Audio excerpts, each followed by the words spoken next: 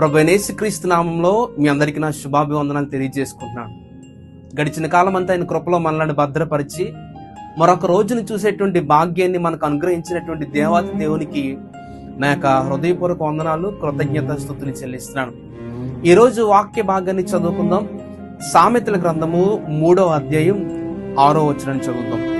నీ ప్రవర్తన అంతటి యందు ఆయన అధికారమునకు ఒప్పుకొనుము, అప్పుడు ఆయన నీ త్రోవలను సరళము చేయును. ఈ ఉదయకాల సమయంలో దేవుడు మీ అందరికీ చక్కని వాగ్దానాన్ని ఇస్తున్నాడు. ఎప్పుడైతే మీ ప్రవర్తన అంతటిని కూడా దేవుని చిత్తానికి అప్పగించేస్తారో అప్పుడు మీ త్రోవలన్నిటిని కూడా దేవుడు సరళం చేస్తానని చెప్పేసి అంటున్నాడు.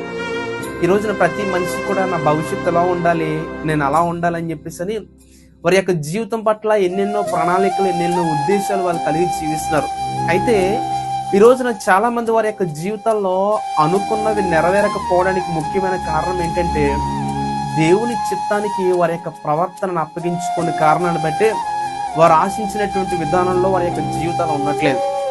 ఎప్పుడైతే మన ప్రవర్తన అంతటిని కూడా దేవుని చిత్తానికి అప్పగించేస్తామో, ప్రభువా నా పరిస్థితి ఇది, నా స్థితిగతులు ఇవని చెప్పేసి ప్రతిదీ కూడా ఏది ఎంత మాత్రం కూడా దేవుడి దగ్గర దాయకుండా దేవుని చిత్తానికి సమస్తాన్ని ఎప్పుడైతే మనం అప్పగించేస్తామో దేవుడు అప్పుడు మన త్రోవలన్నిటిని కూడా సరళం చేసి నువ్వు ఆశించిన ప్రతిదీ కూడా దేవుడు అన్ని విషయాల్లో నీకు ఇవ్వడానికి ఆయన ఆశపడుతున్నాడు.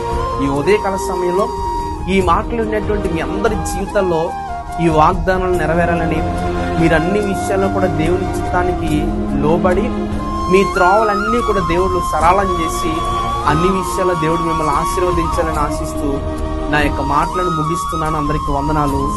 God bless.